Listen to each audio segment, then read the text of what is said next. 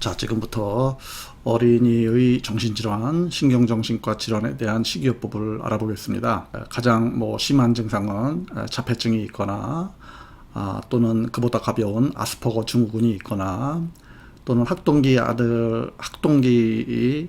어린이들의 경우에는 학습장애가 있거나 정신지체가 있거나 여러 가지 우울증이 있거나 ADHD가 있거나 여러 가지 정신질환이 있는 어린이나 어린 학생들의 경우에 식생활을 어떻게 하면 좋은지 살펴보도록 하겠습니다.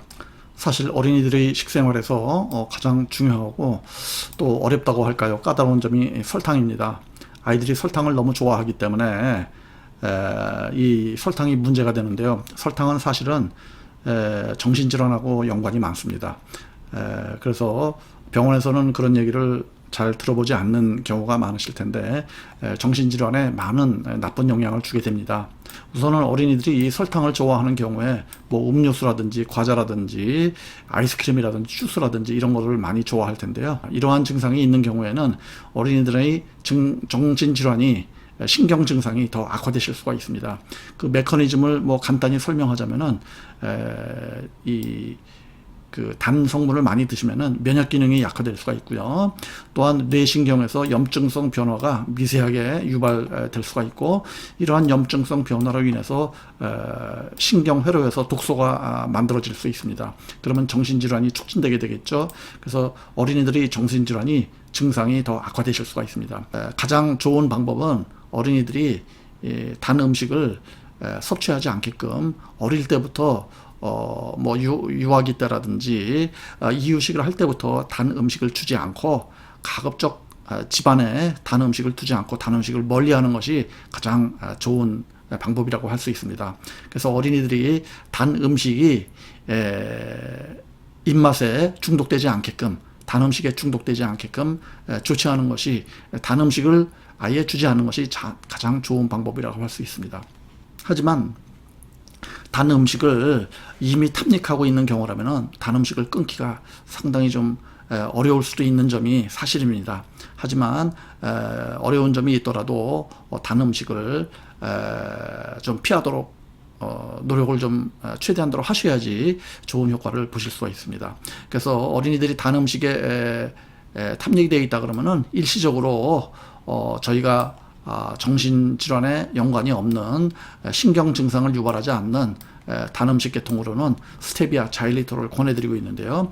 저희 환자분들께는 스테비아를 일부 좀 드리기도 합니다만은 음식에 아이들이 단 음식을 자꾸 달라고 하는 경우에는 예를 들어서 미숫가루에다가 스테비아를 타서 좀 주신다든지, 아니면은 자일리톨을 좀 미숫가루에 타서 드시거나, 요구르트도 단 성분이 많이 있죠. 그래서 달지 않은 요구르트, 설탕이 없는 요구르트에다가 자일리톨이나 스테비아를 좀 타서 좀 일시적으로 좀 먹게 하거나 이러한 방법이 있겠습니다. 아이들이 단 음식을 자꾸 탐닉하다 보면은 건강에 좋은 음식, 예를 들자면은 야채, 채소 종류, 양파라든지 브로콜리라든지 양배추라든지 신선초라든지 여러 가지 야채, 채소 종류를 또 싫어하게 됩니다.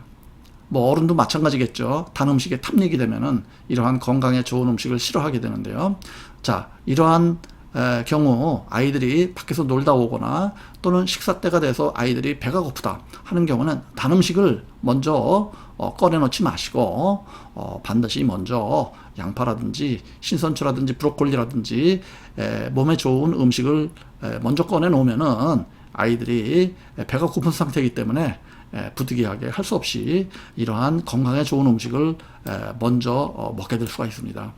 이러한 방법을 참고하시고, 또한 저희 약이 알약으로 되어 있는 경우에는 또 알약을 삼키기 싫어하는 경우도 있고 먹기 싫어하는 경우도 있고 그러는데, 역시 저희가 드리는 스테비아를 요구르트나 무가당 요구르트겠죠. 미숫가루에다가 스테비아를 타서 드셔도 되고, 이같이 요구르트나 미숫가루를 먹게 하면서 거기다가 약을 가루로 빻아서 넣어서 주면은 아이들이 또 잘 먹을 수가 있게 되겠습니다. 간단히 요점을 정리하자면은 음료수라든지 과자라든지 주스라든지 여러 가지 단 음식을 많이 섭취하시게 되면은 면역 기능이 약화되시고 또 신경 기능 전달이 나빠질 수가 있기 때문에 여러 가지 자폐 스펙트럼, 우리가 자폐증이나 아스퍼거 또는 학습장애, 정신지체 등이 있는 경우 과잉행동이나 ADHD 등등이 있는 경우 범자폐 증후군이라고 합니다.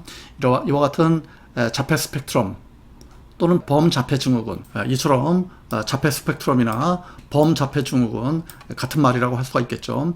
이와 같이 아이들의 정신질환을 악화시킬 수가 있기 때문에 말씀드린 대로 스테비아나 자일리톨을 활용을 해서 아이들의 식습관을 조금씩 단 설탕이나 단 성분으로부터 피할 수 있도록 해주셔야 됩니다.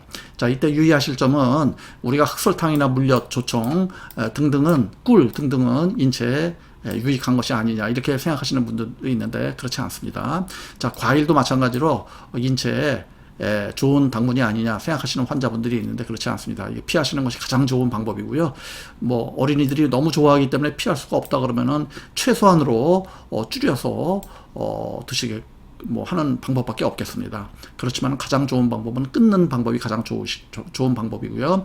아이들이 어린이집이나 유치원 혹은 학교 등에서 점심을 먹는 경우에는 어린이집 선생님이나 학교 선생님께도 말씀을 하셔서 좀 단 음식을 먹지 않게끔 해달라고 당부를 해주시기를 부탁을 드리겠습니다.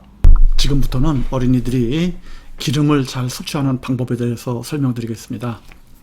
어린이들이 뇌신경이 올바르게 발육하고 발달하려면 적절한 양으로 또 올바른 기름을 선택하셔서 적절히 혹은 충분히 섭취하도록 하는 것이 매우 중요합니다. 일부 환자분들께서는 어린이들이 기름을 섭취하면은 뭐 비만이 온다든지 뭐 살이 찐다든지 염려가 되기 때문에 기름 섭취를 기피하시는 경우가 있으신데요. 절대 그렇게 하시면 안 됩니다.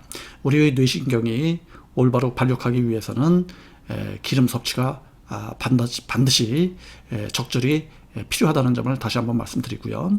이러한 이유에서 저희는 모든 어린이들에게 식사 때 올리브 기름을 한 숟갈씩 우리가 보호자분들께서 섭취하도록 하는 것을 권해드리고 있습니다.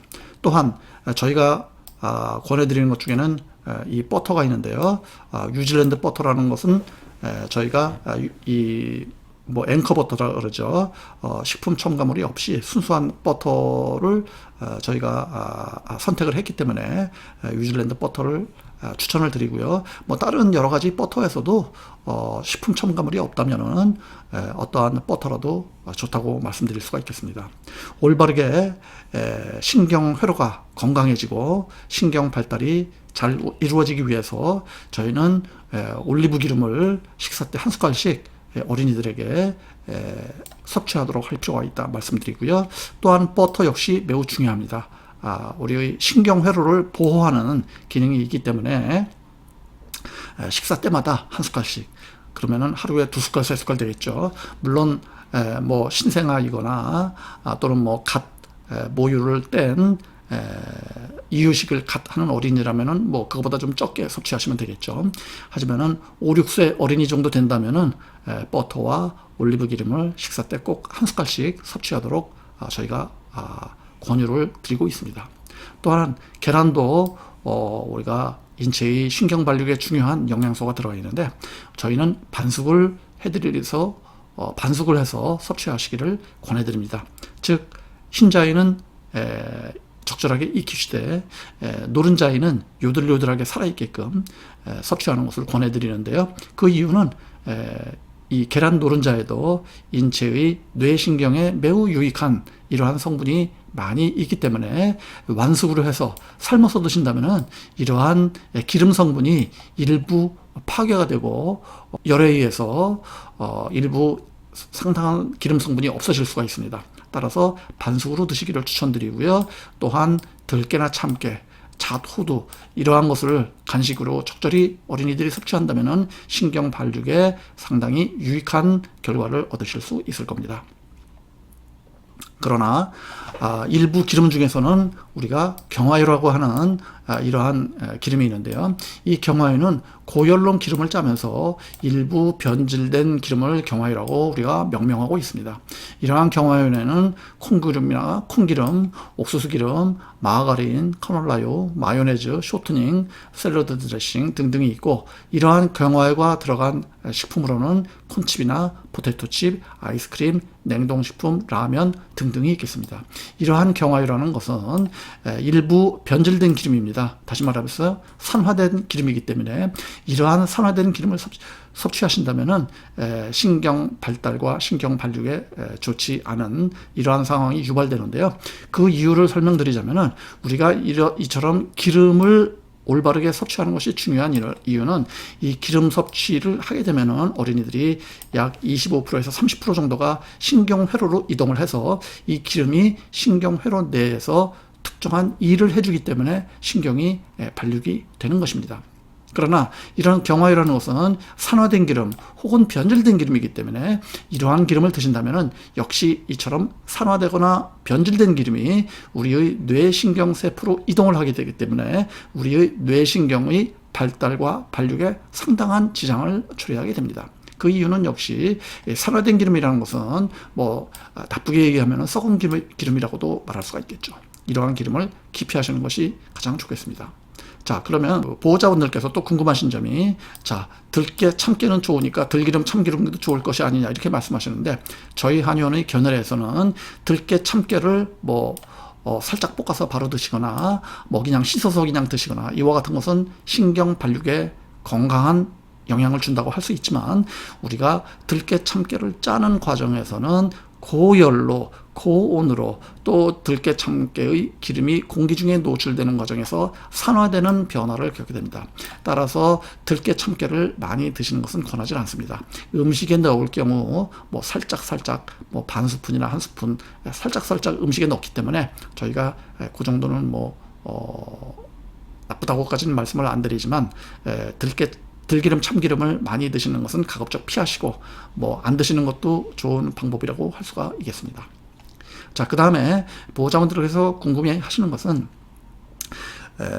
음식을 후라이할 때 기름에 음식을 튀길 때는 어떠한 기름을 써야 되느냐 이런 말씀을 주시는데 굉장히 훌륭한 질문이십니다. 그 이유는 음식을 기름에 튀기실 때는 이 기름이 고열로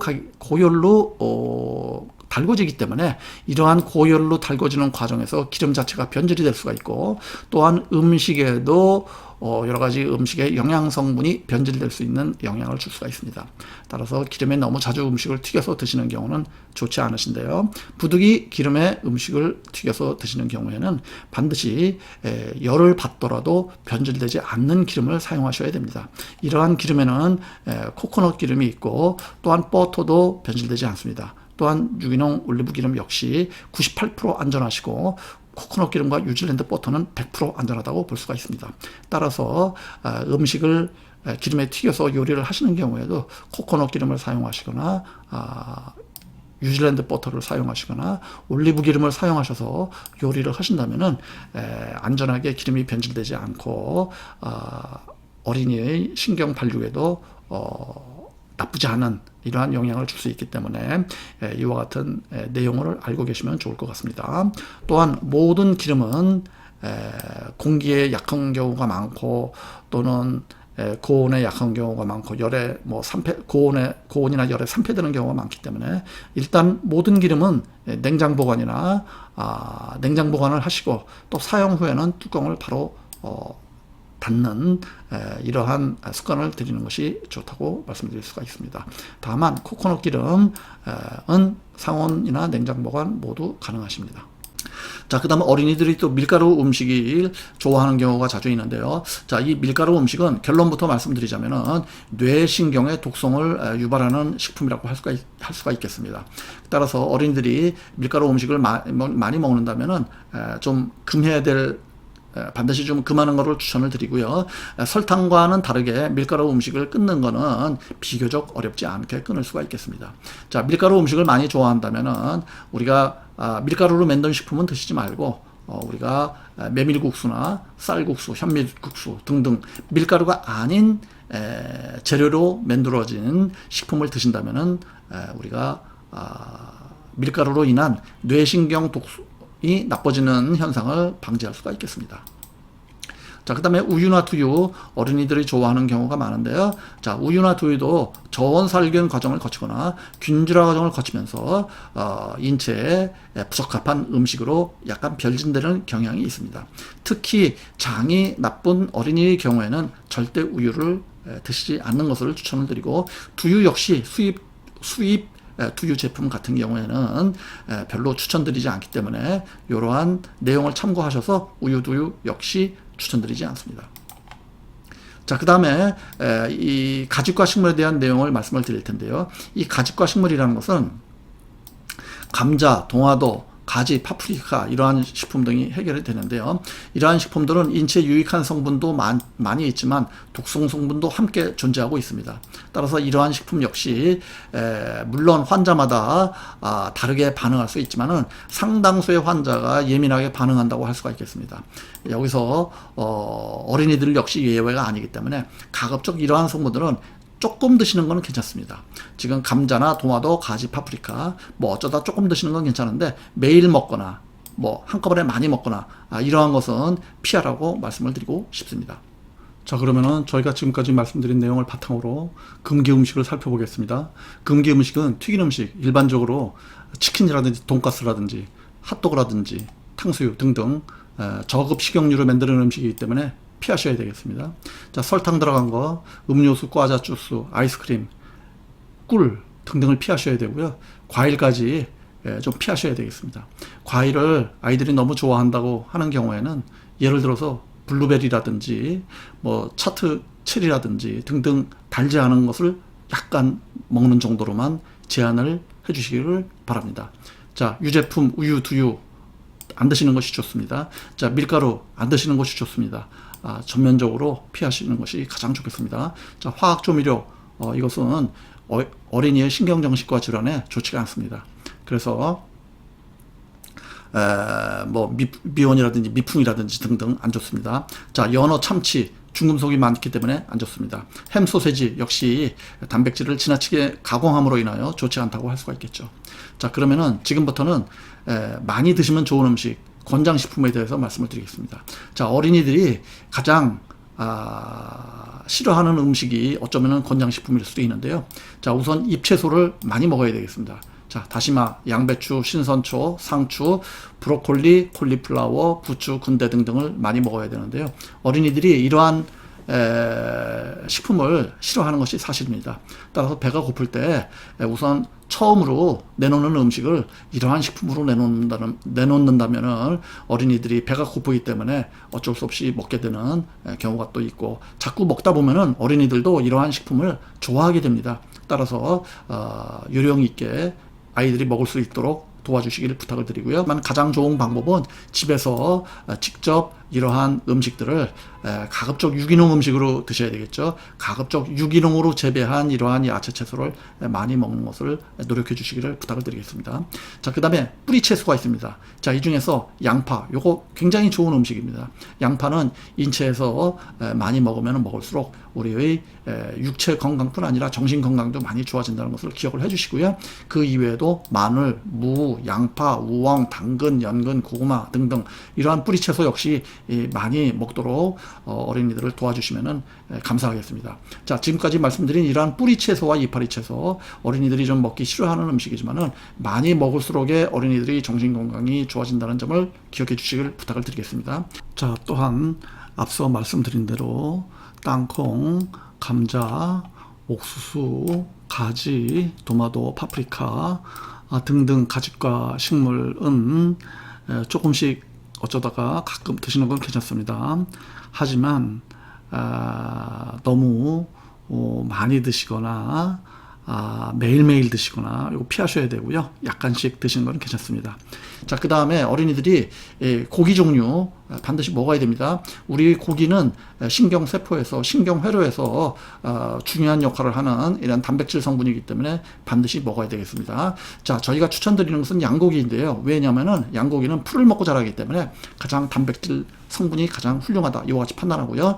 닭고기나 계란이나 오리고기, 소고기, 생선 등도 좋습니다. 하지만 이러한 단백질 종류는 뭐 풀도 먹기도 하지만 사료를 먹는 경우도 있고, 뭐 훌륭한 단백질이면 틀림이 없습니다.